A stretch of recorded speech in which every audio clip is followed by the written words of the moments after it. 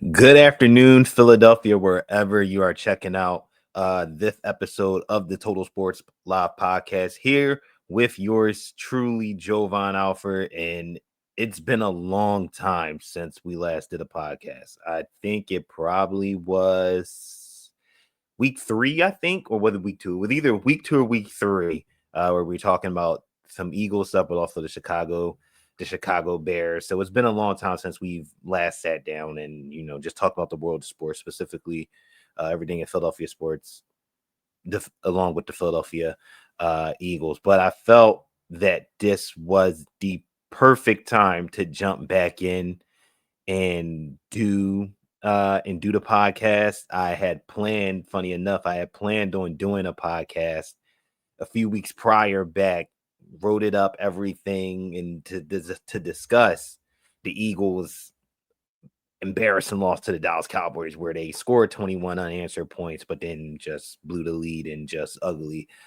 fashion. But I felt like this time, as I mentioned, was the right time to get back on the mic to talk about this Eagles team, as it's been about almost 48 hours, I would say, since the Eagles, last played on Monday night and lost in overtime to the Chargers. And some of the takes after the game, I believe, right, were let's just say not great, little hyperbolic.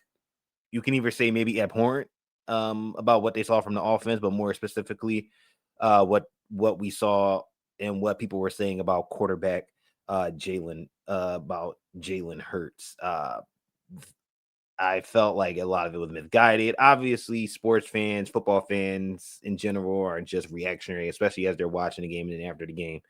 They're they're letting their voice and things be heard. However, the media cycle has done a complete 360 and really started to just say some of the most outlandish things that you would think would only be on social media, but now have permeated through the airwaves. So I decided, why not do a podcast? And on this week's edition of the pod, we're going to talk about the quarterback. We're going to break down what we saw on Monday night with Jalen Hurts, but we're also going to talk about the offense too, right? There was a lot of things happening in that game against the Chargers regarding the offense, where there were some positives and maybe some things where it left you scratching your head, especially for me. And then we're also going to look at the journey ahead for the Philadelphia Eagles, as they now have 4 games left in the regular season, very winnable games that can really propel them towards maybe a higher seed in the playoffs, or it can go south, as people have been eliciting 2023, excuse me, as this reminds them of, and we all know how that season started and ultimately how it ended. But before we jump into that, always make sure you are checking out the podcast. Hopefully I'll be putting these out more often. Hopefully you can check out the pod on your streaming platforms. You just search TSL, Total Sports Live. That should pop up on Spotify, Apple, Google Podcasts, wherever you get your podcast at as well. And also, don't forget to check out totalsportslive.com. Sites up and running, where you got a couple stories up there. Well, one newer story from a couple of days ago talking about the Ranger Suarez free agency, and obviously it's the baseball winter meeting, so there's a lot of rumors and things going around regarding the Phillies, but also other players around the majors. So we will have you covered there, and anything else that's involved in Philadelphia sports, Eagles, Sixers, you name it. Make sure to keep it locked to totalsportslive.com. So let's jump into the main nuts and bolts about this Eagles team and what currently is the conversation happening on social media or on sports radio, if you do frequent and listen to the 97.5 The Fanatics or the 94 WIPs. And the conversation has been about the quarterback Jalen Hurts, who imploded on Monday Night Football. It was a very abnormal performance from Hurts. I think there was social media posting, I think it was on Blue Sky. I think it was from Law Murray, I think from The Athletic, and I think he put out a post on Blue Sky where it was talking about like the games where Hurts has had like 3 interceptions, and coincidentally it was in 2021, 2023, which we all remember was that Jets game, and then obviously Monday night against the Chargers. Never had a 4-interception game from what I remember. So this is his first time. And granted, a lot of the turnovers were just out of this world. You couldn't believe it. You had the interception early in the game where the Chargers intercepted, then the Eagles call the fumble, then Hurts gets it back, but then he fumbles it, then the Chargers, pick it back up. So you have that, going on. And then obviously the second interception was the pass to, I think Hurts was targeting Devontae Smith. It looked like he slips and he's down on the ground. Dante Jackson looked like he jumps the route. So we have that. So you have that interception. Then we also, I think we have the interception later in the second half where Hurts tries to threw it high to AJ Brown in the middle of the field, and it goes off his hands, and I think it ends up in the interception. And obviously, we know the last interception happens in overtime where the Eagles are in the red zone, and just ridiculous how pass gets tipped and then ends up in the hands of Tony Jefferson. If that wasn't a microcosm of how Hurts night was going, but also a microcosm of this Eagles offense this season, then I don't know. I don't know what else to tell you. But after the game, even after the game, the night of, and then obviously the aftermath where everybody jumps on it and does the Monday morning quarterback armchair thing on Tuesday, we start to hear a lot of these outlandish talking points and narratives. People talking about, should they bench Hurts? Should they go to Tanner McKee? Do the Eagles have a quarterback? The Eagles have a quarterback problem. People are making,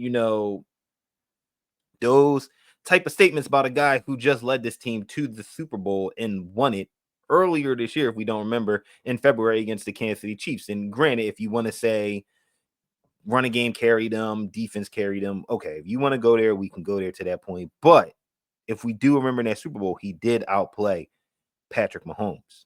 Saquon Barkley wasn't doing much on the ground. The defense was the story, but Jalen Hurts still had to make plays with his arms, with his legs against that tough Chiefs defense. But that's besides the point. But part of this conversation here, talking about Hurts, that the commentary has gotten wild to the point where people are calling him below average. He's not elite. This is the worst performance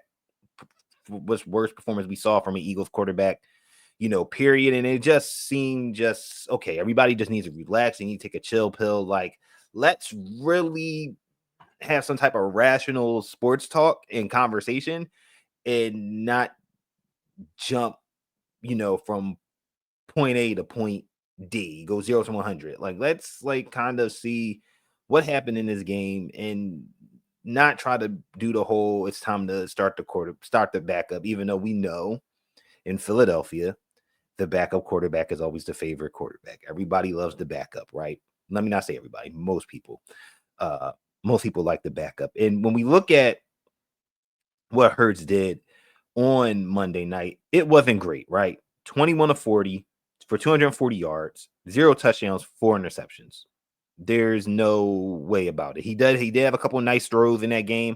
I think in the overtime throw on 3rd and 16 where he threads the ball between multiple Chargers defender for Devontae Smith, like it was on a slant or something of that ilk, and you couldn't throw it any better. It was right there. Remember in regulation where Hurts, Chargers bring pressure, Hurts puts it down the field, it hits the ball. You couldn't ask for perfect ball placement in the hands of AJ Brown. It's right there. They just don't convert it, right? So you have that, right? And like I said, it wasn't great. And Hurts' performance since the Eagles have come off the bye week, it hasn't been great, right? And a lot of the conversation since the bye week had been about AJ Brown, has been about the play calling and Kevin Patullo and what he isn't and what he ain't, doing as a play caller. And when you look at his stats since the bye, it is alarming, or it could be, let's just say, concerning, right? He's completing 57.5% of his passes for 1,077 yards, 4 touchdowns, 5 interceptions. This is 4 passing touchdowns, by the way. I think he has 3 rushing touchdowns over this time, 3 fumbles lost. So you're saying 7 total touchdowns, 8 total turnovers, which it's not great, especially when you consider what he did before the bye week. Before the bye week, we're talking a 70.2 completion percentage, 1,677 yards, 15 touchdowns, one interception. That's just passing. We didn't even factor in his rushing numbers, but he was playing efficient, turnover-free football, which for some fans they like, others not so much because, want them to throw a little more, not think about the risk-averse plays, like want them to just air it out and drop back, blah, blah, blah, blah, blah, right? So you had this, and like I said, the performance, it wasn't great. Anybody that knows me, I, am a not defender. I would say probably a supporter of Jalen Hurts, and I believe he is. I'm not going to say elite top 5 quarterback. I'm in the ranking of, and I've told people this personally. You rank him in the top 10, top 15. That works for me because I still think at the end of the day, when the pressure's on, he finds a way and gets the job done. It didn't happen on Monday night, but overall, throughout his career, his resume speaks for himself in the NFL. It got me to thinking, right? Because since everybody was, jumping out the window and being hyperbolic and, talking about the Tanner McKee stuff and, what they should be doing. And, he's got a leash. You got to put a leash on Hurts. Maybe you should bench him. It got me to thinking, okay, who were the other quarterbacks just this season that have had 3 or more interceptions in the game? Surprisingly, this season, there's been a lot of them. And surprisingly, there's actually been another quarterback that has thrown 4 interceptions in a game, along with Jalen Hurts. Let's just go over this list. If you might remember some of these games from this season, or one of them actually just happened the day before the Eagles played, right? We have Patrick Mahomes. He threw 3 interceptions in week 14 versus the Houston Texans. I think he didn't even throw. I'm not sure if I don't remember he threw a touchdown. No, he didn't throw a touchdown in the game. He 3 interceptions against a very tough Texans defense, which is playing great football now. Max Brosmer, Minnesota Vikings quarterback, undrafted rookie, going up against Seattle, 3 interceptions, was bad, was horrible. But obviously, Max Brosmer is not on the level of Hurts and Mahomes. But here's, again, the quarterbacks that have done this. Brock Purdy, 3 interceptions against Carolina on Monday Night Football. Trevor Lawrence, 3 interceptions versus Arizona not too long ago. Sam Darnold, just like Jalen Hurts. I remember this game. Completely implodes against the Los Angeles Rams. 4 interceptions. It was not good at all. It almost reminded me of Sam Darnold in his playoff game against the Rams when he was with the Minnesota Vikings last season. Daniel Jones, 3 interceptions versus the Pittsburgh Steelers. Tua Tagovailoa, not 1, but 2 games with 3 interceptions. Geno Smith, 2 games with 3 interceptions. Jake Browning, 2 games with 3 interceptions. So when you hear that list of quarterbacks, it's a varying degree of, quarterbacks that have just had games where they just implode, right? Mahomes imploded against the Texans. Purdy struggled against the Panthers. The Niners still won that game. Lawrence imploded. Darnold did the same thing. Jones struggled against Pittsburgh. Tua Browning and Geno Smith, at this point, they're in a class of their own, throwing 6 interceptions, between 2 games for all of them. And I don't think that with Hurts throwing all those interceptions, it's time to now have the discussion of, let's get Tanner McKee into the game. Got to bench him. Maybe it will help him. And, you gotta pull the plug on it. I think that's premature to say, because what Jalen Hurts has done in his career, what he's done with the Philadelphia Eagles, you would think that his resume speaks for itself. You would think that what he's done as a quarterback just over these last 3 years, taking the Eagles to 2 Super Bowls in 3 years, 1-1, you would think that would hold some type of merit to where people aren't jumping for Tanner McKee. Because who's to say that Tanner McKee will do any better with an offense that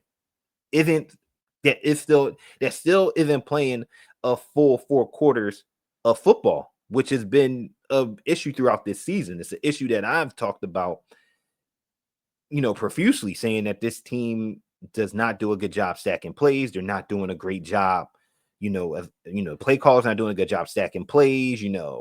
the variety in the offense, like it's not there. Like they're doing everything but right. So I think people have to take a chill pill and relax, as Aaron Rodgers said, a few years ago.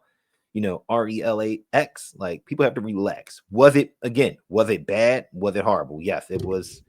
It wasn't great. Hurts will probably even say itself, he did not play good. And we all know he didn't play well. And granted, could his timing been better? Could his anticipation been better? Yes. But if it's time to say it's the end of the world for this team and, it's to put Tanner McKee in and, start throwing out these outlandish hot takes and saying, he's below average and, you know, um, mentioning ring culture and all this stuff and people being obtuse on social media saying that there's an issue with these Dolphins and we're looking at it right now with the quarterback when you can make the case that the quarterback is the system because he's had multiple offensive coordinators and this Eagle offense still finds a way to get the job done over the years. It's just not happening right now. People got to relax. People got to chill. Quarterbacks have a bad day. It reminds me of when you have your ace pitcher on the mound, baseball, right? You have your ace pitcher on the mound. He has one game where he just gets shelled, right? He just gets obliterated. And you're like, what the heck happened? Like they're going up against this team that they should beat, right? They're going up against we'll just say the Rockies, right? Or the A's. And he just gets shelled. And you have no rhyme or reason on why it happens, right? But at the end of the day, all right, he might be struggling in this start, but I know in the next start, he's going to turn it around. And I think if you're an Eagles fan, right, you have to hope that it's the case, for Jalen. You have to hope that, you know, while the play hasn't been great since the bye week, we have had moments in a lot of these games where he still made a play to get the job done, right? We remember the Packers game where the offense was struggling, right? But he still found a way in that fourth quarter, put that ball down there and get the ball down the field to Devontae Smith. They score a touchdown, right? Same thing with this game on Monday night. We would still be talking about the 4 interceptions. We would still be talking about the 4 interceptions. However, if Hurts and company was able to win it in overtime, the conversation maybe slightly changes depending on who you are, right? If Hurts and company, if AJ Brown catches that ball in late in the fourth quarter on a path that was perfect on a path down the field, perfectly placed ball hits him in his hands. If he catches that, it's entirely brand new. It's entirely a brand new ball game. So I think people and I hope that as the sports fan, right, we can start to try to we could try to we can start to try to decompartmentalize these things. And granted, you can feel a certain type of way immediately after the game or during the game what you're watching, right? And like I said, I watched the game first half. I thought he had played like a C minus because I'm thinking he's going to turn it around. It almost reminded me. I said to a friend of mine's, or I think I put it on Blue Sky. His performance in the first half against the Chargers reminded me almost of Josh Allen's game against the Buffalo Bills. I mean, against Tampa Bay Buccaneers, a while back, where he threw a couple of just ugly interceptions, but he turned it around, had 6 total touchdowns. I was hoping that was going to be the case for Jalen Hurts. It didn't happen, but it's not the end of the world. It's not time for Tanner McKee. And you look at this Eagles schedule, which we're going to talk about, hopefully in a few minutes. You look at this Eagles schedule. There's spots where he can get it back, where he can get it going.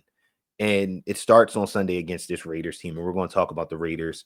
Like I said, we're going to talk about the Raiders game in a little while here on the Total Sports Live, here on the Total Sports Live podcast. This is Jovan Alford again. Make sure you are following us on all your social media platforms, Twitter, Blue Sky, also on your streaming platforms, Spotify, Apple Podcasts, and Google Podcasts.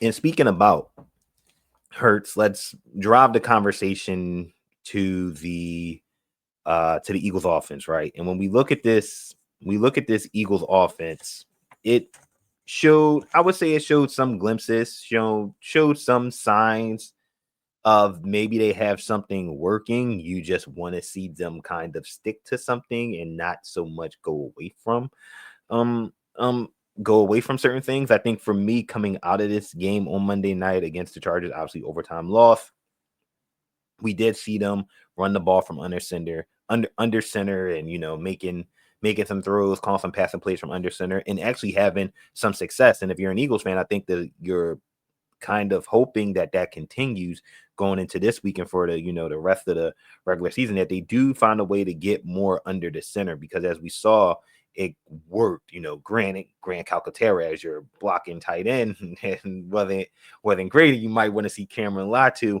a little bit more, but seeing Saquon Barkley have success under center and having him just not doing so much dancing, go north south, hit it, and you started you started to see that success.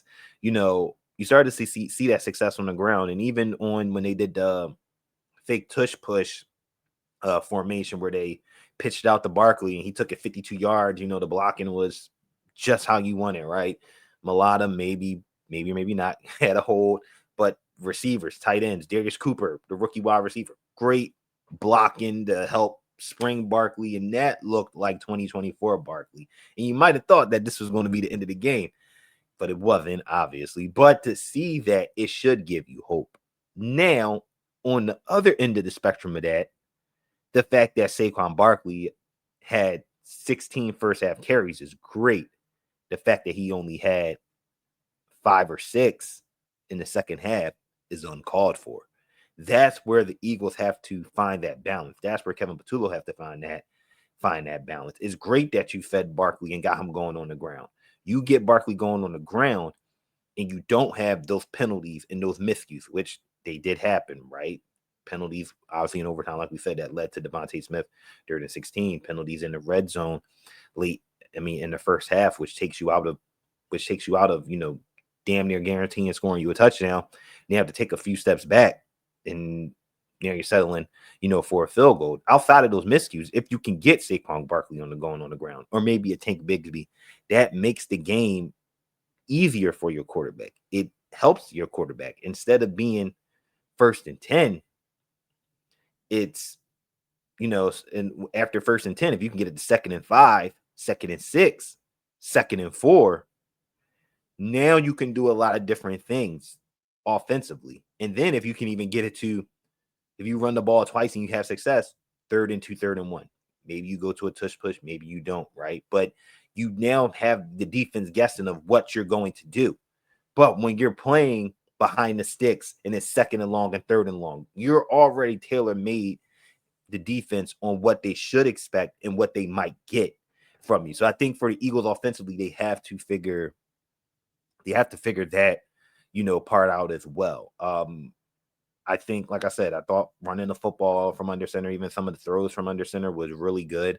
But they still need to not be so much reliant on the shotgun in the empty sets, which is something that was really prevalent in the Monday night game. A lot of shotgun, which they really didn't have a ton of success with, even though they did show some different looks. You saw some motion, things of that nature, but it still wasn't. You can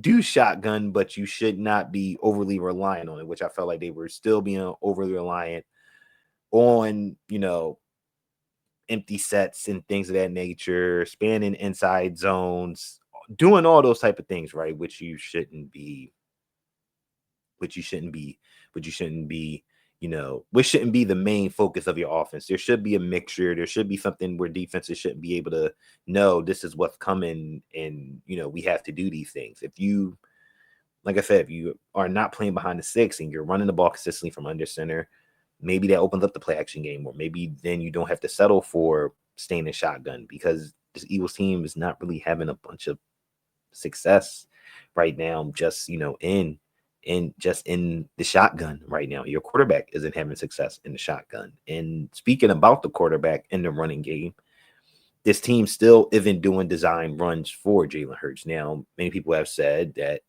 he doesn't want to run the football like that, and that plays a part into it. I would say let's try to get some intriguing run designs into the game, not empty set shotgun quarterback draw. That's old, right? Where's the RPOs, right? Where's the read options? Read options are very simple to do and can give the defense a different look, especially if you can get Saquon going on the ground. If you get Saquon going on the ground, that makes the read option just that much more deadly, because now you're going to force that defensive end off the edge to commit. Either he's going, when Hurts looks like he's giving it to Barkley, if he gives it to Barkley, that defensive end has to pause for a moment. That defensive end linebacker has to pause to see what is he going to do. If he crashes, then Hurts could pull it back and then take it up the sideline, could get you some yards. If he doesn't and you give it to Barkley, Barkley should still be able to pick up some yards. So just having those type of things, we even saw, I think the Chargers do it.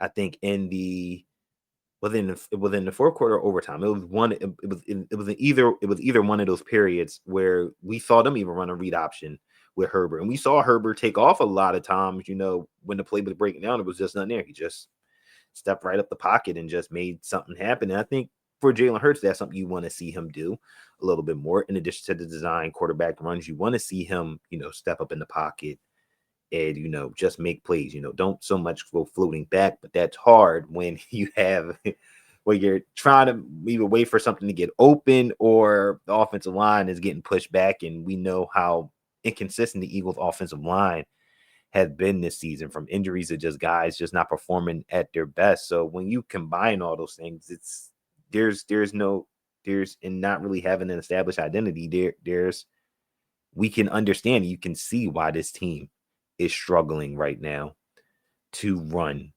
the football and just to have a competent offense.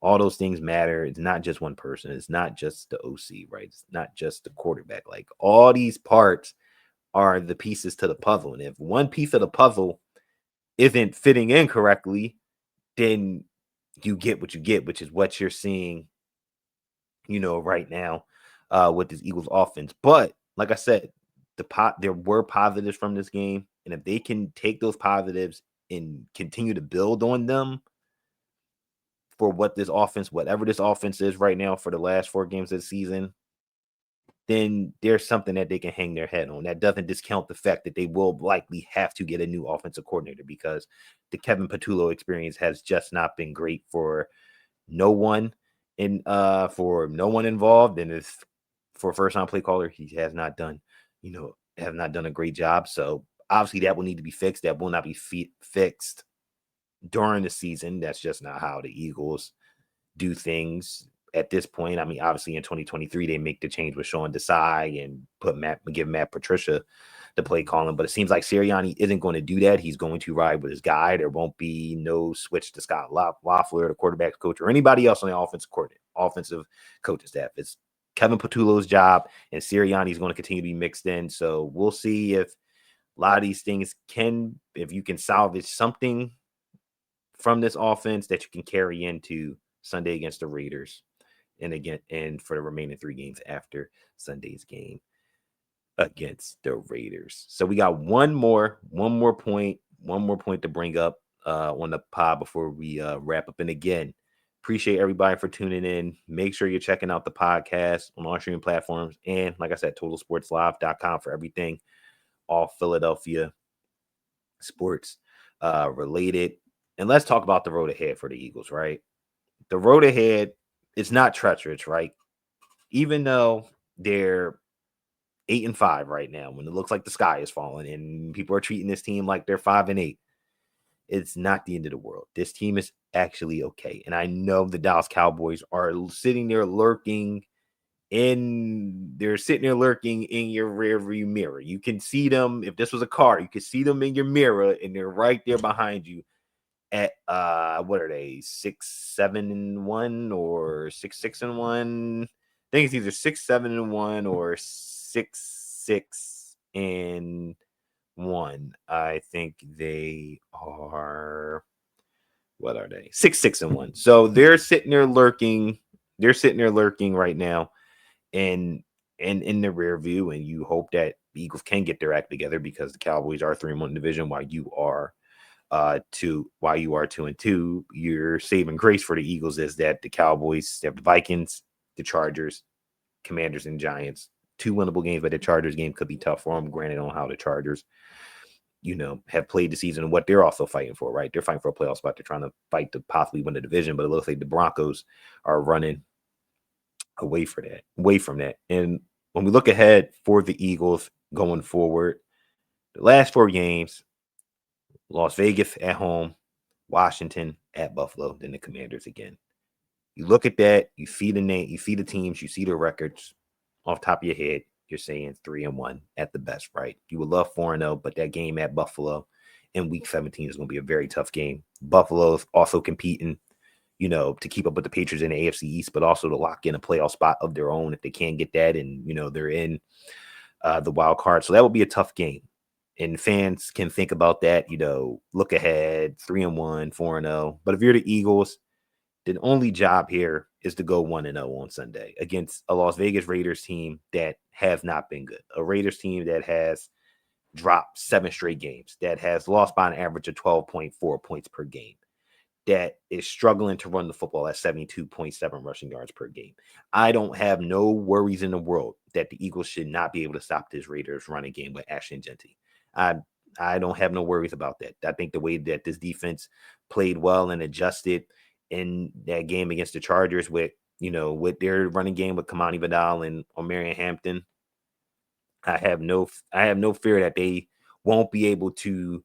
I have no fear that they will get ran off the field by Genty, based off the last time we saw the Eagles at home, where they got ran off the field by Kyle Monangai and DeAndre Swift. I don't see that here. Raiders also struggling to throw the football at 184.5 passing yards, a game, 26 in the NFL. We just mentioned it earlier. Geno Smith has had 2 games already with 3 interceptions or more. This Eagles defense, their back 7, I have no concerns whatsoever. You have the linebackers in Bond and Dean, who are going to be very active in trying to slow down Brock Bowers. That's their top guy, right? Their job is going to be to limit Brock Bowers' targets and to keep him in front of him, because he is a game breaker. He is a playmaker.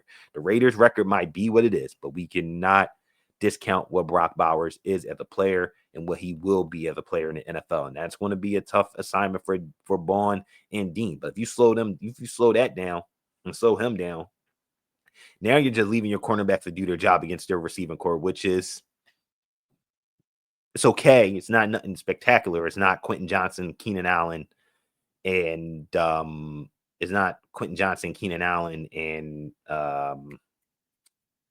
Quentin Johnson, Keenan Allen, and there's one more receiver, and Ladd McConkey, right? It's not that, it's Trey Tucker, Jack Beck, Dante Thornton, and Tyler Lockett.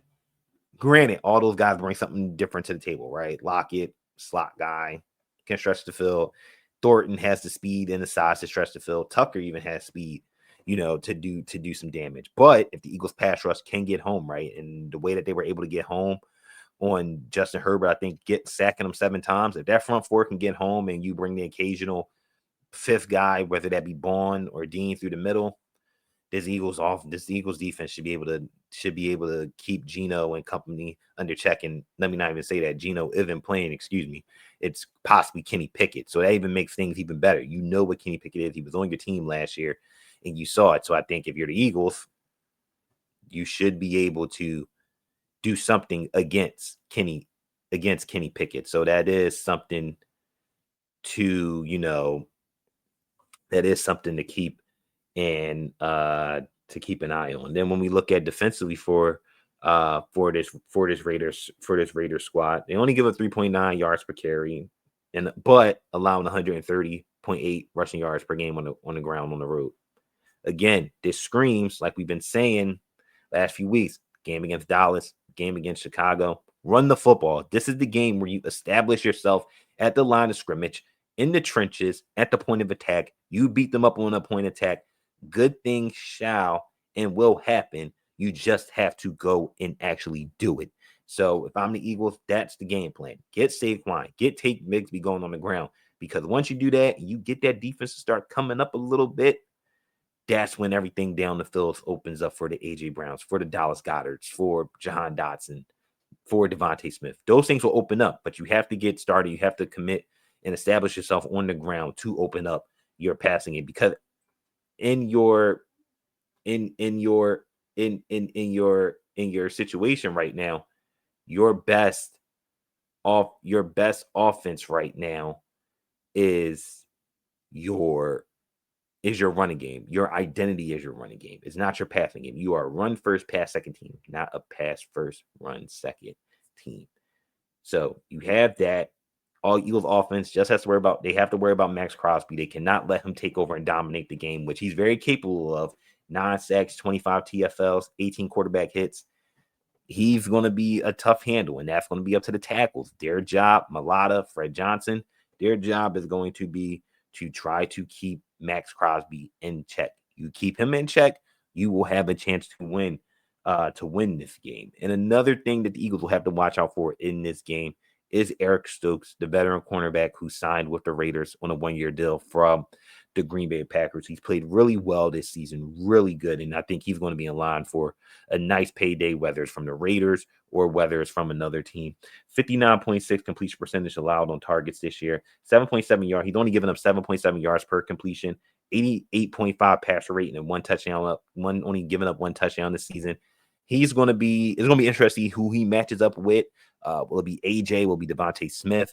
Caillou Blue Kelly is hurt, and I think he's done for the year, I think, for the Raiders. So they're losing one of their starting cornerbacks in that secondary, and now that leaves Eric Stokes and I think Darian Porter as well for that Raiders squad. But again, the Eagles on paper, and I think we say this a lot about this team, whoever they play, on paper, they are the better team.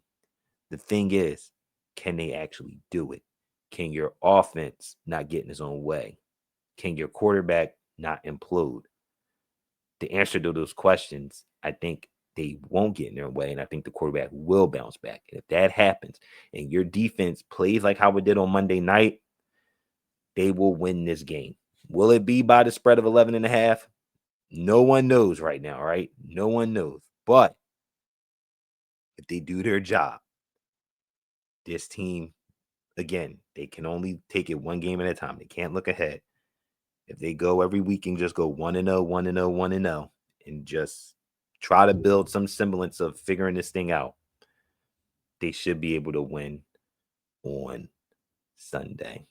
So that's going to wrap up this edition of the podcast. I did not expect it to go that long. I think we're almost at 40 minutes of recording, which is just crazy for doing a solo pod, but had a lot to talk about, had a lot to just get off my chest, just talking about Hurts, just his offense, and just going forward for this team. But that being said, again, appreciate everyone that's tuned that will be tuning into the pod.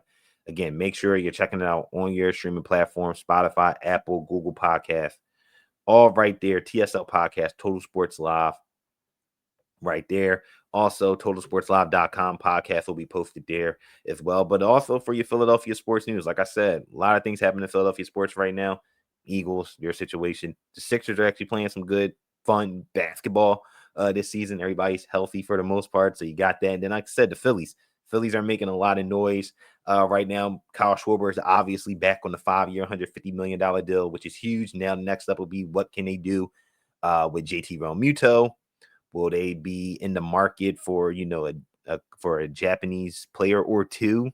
What else will they do? Will they get into the trade market for an outfielder? We're seeing names like Jake Myers and Brenton Doyle thrown around, Ketel Marte thrown around and mentioned with this team. So there's a lot of things happening. Nick Castellanos, I mean, I can go on and on. There's a lot happening, but there's only one place you can get it at, right? TotalSportsLive.com. That's all you need. TotalSportsLive.com. Follow the pod on all the platforms, Twitter, at Total Sports Live. I'm still on Twitter at Jovan10. It's there, but you can also follow me on Blue Sky. I think it's Jovan10 bsky.com, something. I think it's close to that, but all those places where you can find the pod, find, where I'm talking about sports at, and I'll see the links for totalsportslive.com. So again, appreciate everybody for tuning in, and we will talk to you guys next time.